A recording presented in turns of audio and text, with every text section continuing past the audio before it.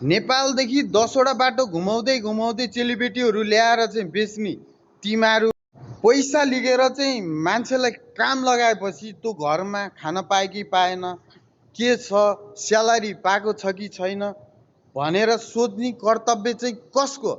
मान्छेलाई काम लगाएपछि स्यालेरी शुद्ध दिलाउन नसक्ने त्यो पनि अफिस हो? ठुक्क।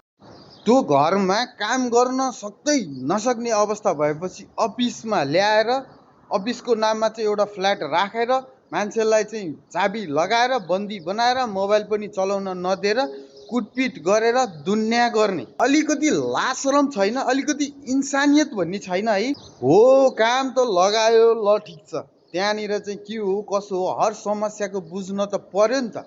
पैसा लिएपछि बुझ्नु परेन?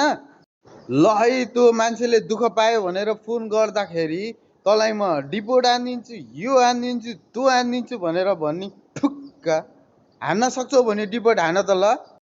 अब डिपोट चाहिँ कसको हुन्छ अब हेर्दै जाऊ। यो भिडियो सेभ गरेर राख्नु अनि सबैजनालाई सेयर गरिदिनुहोस्।